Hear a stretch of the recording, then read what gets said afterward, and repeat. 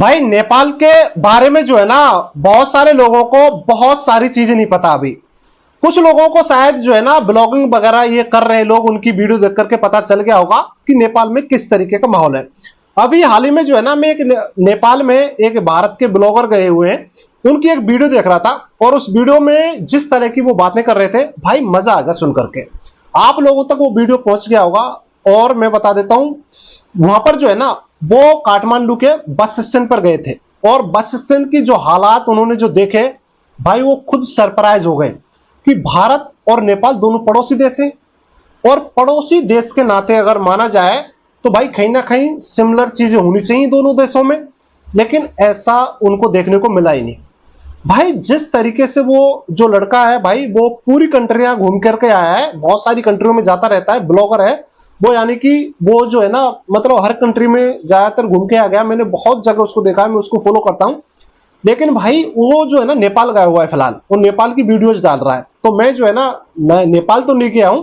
लेकिन कहीं ना कहीं मैं वीडियोज जो है ना नेपाल की देखता रहता हूं। नेपाल के बारे में मैं भी जो है ना एक्सप्लोर करता रहता हूं वीडियोज के थ्रू।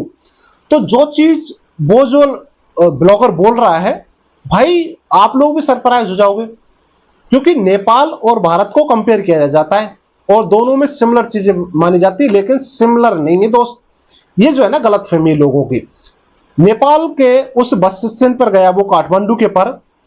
वो देख करके भाई इतना सरप्राइज हुआ,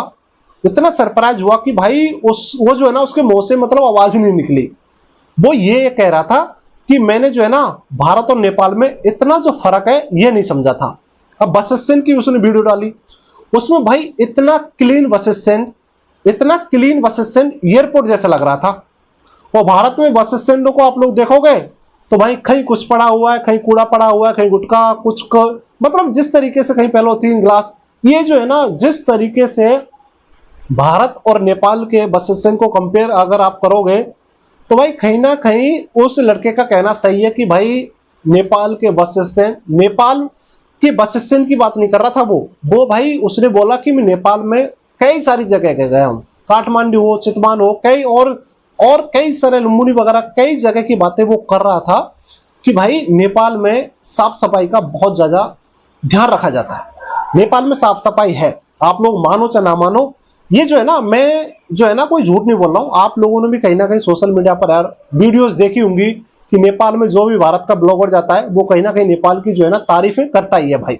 और भाई उस ब्लॉगर ने जो चीजें बताई है ना कि नेपाल इतना क्लीनेस्ट कंट्री है, वहां पर लोग जो है ना हॉर्न बिल्कुल भी नहीं बजाते भाई, साउंड जो है ना इफेक्ट, मतलब जो